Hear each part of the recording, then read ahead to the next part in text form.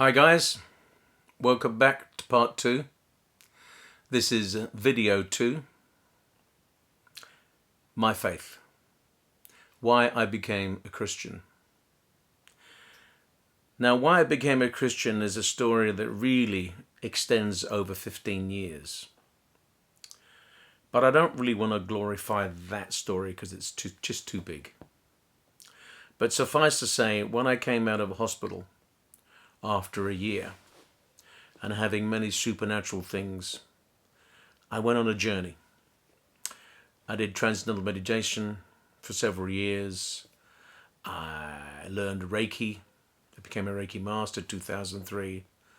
I studied shamanism, thinking that was the answer. Shamanism is the earliest route in every culture that human beings sought, if you like, contact with God in their own way. And I went on this journey for 15 years. And it was very revealing. So supernatural things can and do happen. So what does that mean? Well, that was the answer I was looking for. So I bumped into a medium in the dairy aisle in Sainsbury's. And this man said to me, "Do you know you're a medium?" And I said, "Yeah, I've heard that, and I'm not really interested." He said, "Well, they're interested in you." I said, "Well, okay." And the conversation was short and sweet, and I walked off.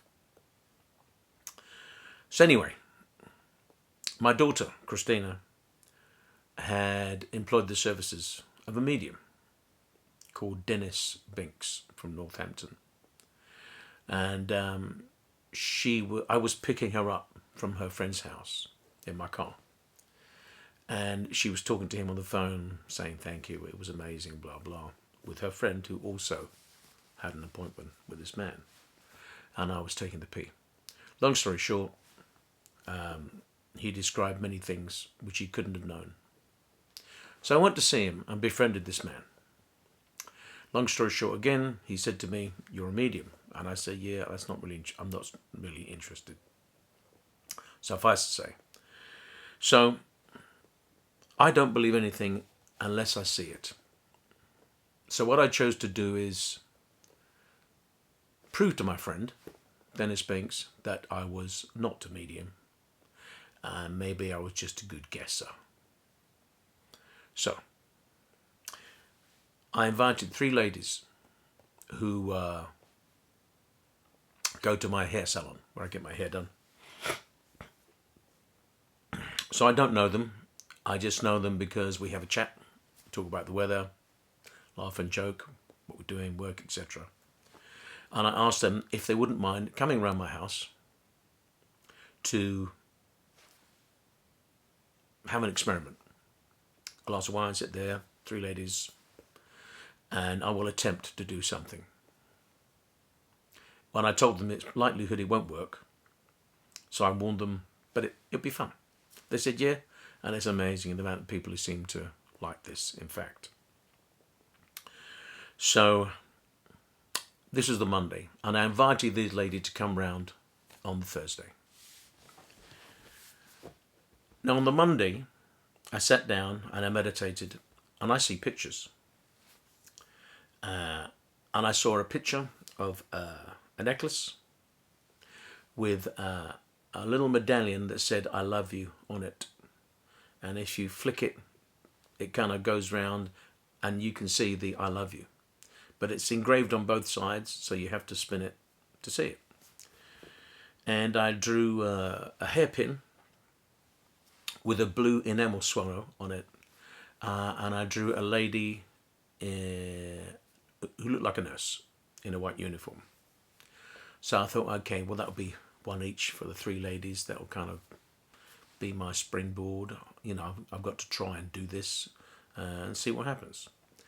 So on the Wednesday, one of the ladies phoned up and said, "I can't come. I'm really sorry. I've got to babysit for my daughter." So I said, "Well, okay, no worries." Now at the time, I was part of the Reike therapist group at the Hearts and Essex Hospital in Bishop Stortford. And so I phoned up the lady who organises the group of therapists who work there, believe it or not, and said, would you like to come and join us, make up the numbers? She said, I'll come on with Miguel, no worries. It'll be fun. Okay. And I say fun because at this point I'm not a Christian, so you've got to forgive me if you're watching as a Christian. But it's nevertheless part of my story. So the ladies come in and they sit down. I pour them a glass of wine. We're laughing and joking. They're quite excited. And I was laughing. I said, look, don't get excited because this really is probably not going to work. Anyway, they seemed quite positive. So they sat there. So the lady who I didn't invite till the Wednesday from a therapist group, and I can't remember her name, and I forgive me, she gave me a charm bracelet with some charms on it, and I held it. Now, normally I see a picture. Nothing. I thought, well, okay, I wasn't expecting complete nothing, but I was really. And I gave it back to her. I said, well, look, I'm not really getting anything, and they're laughing now. I says, but I drew these things on Monday, and I think that might mean something for one or maybe all of you, you know. So I've got this medallion thing which has got I love you, and it's engraved both sides, and you have to spin it to see it. And this hairband pin thing with a blue swallow on it. And I looked up, and the lady who I didn't invite to Wednesday is now crying her eyes out. She said, that's my mum, Meg. And I said, what? How can that be your mum? She said, well, that charm bracelet I brought round is my mum's. And there's one or two charms there I bought for her. One of them is that one that says, I love you. It's engraved both sides. And I took it off before I came round your house because I didn't want to take the chance of losing it because it's special for me. And my mum was a nurse, a dental nurse, in the days when they wore a white uniform, like a nurse. And she had blonde hair. And her favourite hairpin was this hairpin with a blue enamel swallow. I said, what? What? I think I was more shocked than anyone else. Anyway, so I put my little paper down. I felt a bit more confident. And I felt like someone touching the back of my head. I knew. I can't tell you how I knew because I don't know. I knew this was a motorbike. I knew someone fell off the back of a motorbike and hit their head. And I also knew that in actual fact they didn't die immediately. They walked around for 6 months, and as I was talking, the lady next to her, called Trish, was crying her eyes out. This was her brother. Basically, he had a motorbike accident, fell off the back, hit his head, thought he was fine, walked around for nearly 6 months, and then dropped down dead. From the accident. I don't know the details, of course, but I know the facts. That's it. I thought, oh my God, how do I know this? Anyway, lady next to her, I can't remember her name either, she took off her wedding ring and she gave it to me. And I felt it. I said, you're not married. She goes, no. I says, in fact, this was your mum's and she wasn't married. This belonged to your grandmother and you had that who was married and you had it down like an heirloom. She says, yes. I never take it off. And she took it bit off me, stuck it back on her hand. Well, I was more shocked than anyone else. I felt I'd been cursed. How do I know this? Why do I know this? Why should I know this? What does this even mean? I don't want this. Is this some kind of sickness, curse? So I walked around for a week swearing, repeating, I didn't ask for this. Why is this? Then I gave up. I thought, okay, maybe I'm going to be the next Sally Morgan. Sally Morgan is a famous medium who does theatres, makes a lot of money, giving people messages from the beyond. I thought, well, maybe this is what I should do then. So I thought, okay. I phoned around to get a teacher. I thought maybe I'll need a teacher to teach me how to do this properly, then in depth and get more detail, etc. And I phoned a few people, left a few messages. And one lady phoned back. I said, I hear you're looking for a teacher for mediumship. I said, yes, I am. And I explained to her briefly my story, my experience. She said, where do you live? I said, I live in Bishop Stortford in Hertfordshire. And she laughed. And I said, what's funny about that? She says, the Centre for Psychic Science in the whole of Europe is in Stanstead Hall, which is right next to Bishop Stortford, 10 minutes away from where you live. I said, you're joking. I've never heard of it. It's only been there for nearly 100 years, she says. If you get to Stanstead Airport and you talk to a taxi driver and you say Spooky Hall, they know where to go. Needless to say, I phoned the Arthur Findlay College, as it's known, which is in Stanstead Hall, and booked a trance medium course. So I went there. Did some amazing things in the week I was there. Very similar to the story I've just told. And I was amazed. But one thing I saw, and this is really where we're getting to the point where I became a Christian and knew what the bottom line was. I experienced what they call a physical mediumship demonstration. What is that? Well, imagine 50 people, or maybe 30 people, can't remember now, at least 30 people, sitting in a circle in a big room, old Victorian house, high ceilings, all joined together. So once we're all sitting down, you can't get in or out because all the seats are facing in. On the floor, in front of us, are many, what I call cheap plastic kids' toys, fire engine, Wendy house, trumpet, roller skate. They're all painted with luminous paint. And there's a guy who is the physical mediumship medium who is sitting on an old oak throne with a concrete base. He has gaffer tape over his mouth. He is cable tied, so he can't move on. What's going to happen? No one's telling us. I suppose this is all part of the drama. So we're told to be quiet and not make a sound. So we are. They turn the lights down to what I call a red light. If you've ever developed negative film, the old-fashioned stuff, you would need a red light. So you can still see in a red light, but what happens is anything that's painted with luminous paint reflects brightly. A bit like when you're in a club with neon lights and all your teeth shine white.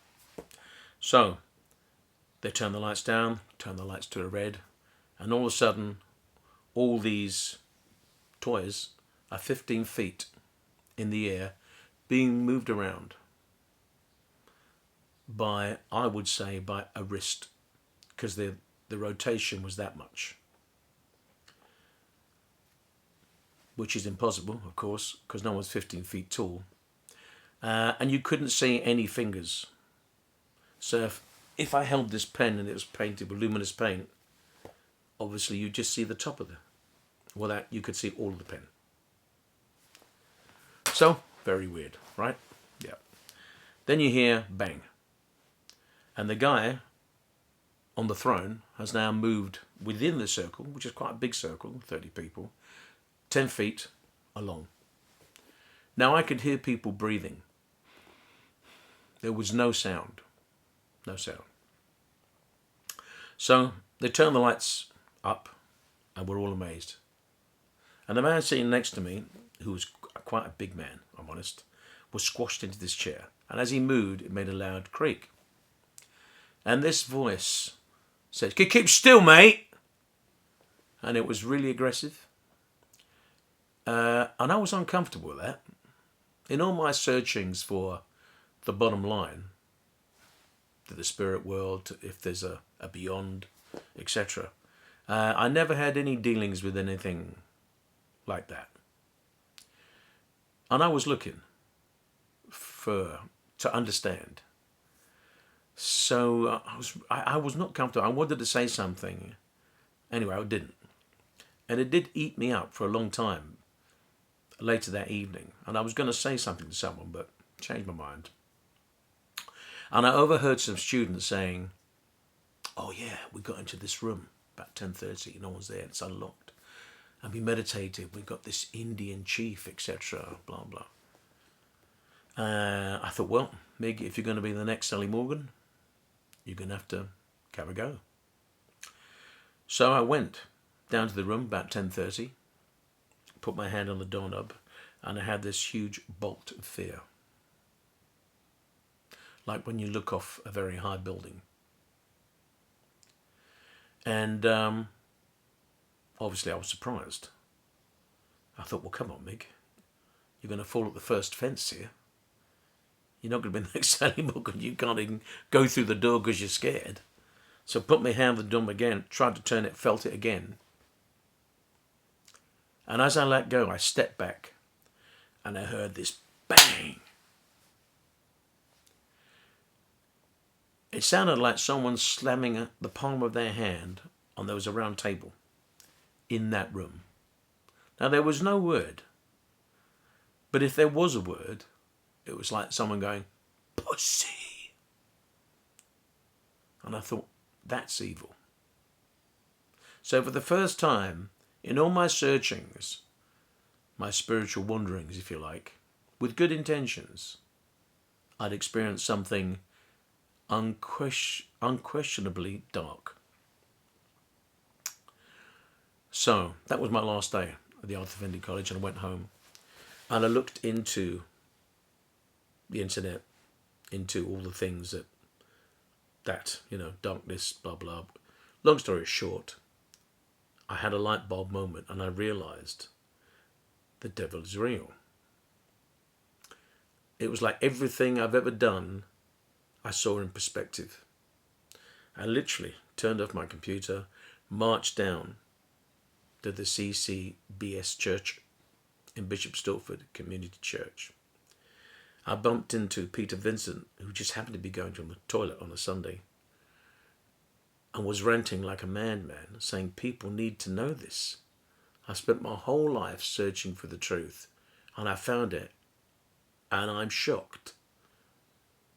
The devil is real, God is real, Jesus is real, life is biblical, and I can't believe I didn't see that. Well, I was changed in an instant. I joined the church. I got baptized within the space of 6 weeks. That was also amazing. And that is the end part of this story. The next videos will talk about the miracles, the wonders, the signs, the grace, the love, and forgiveness God has blessed my life with. Amen. See you for part 3.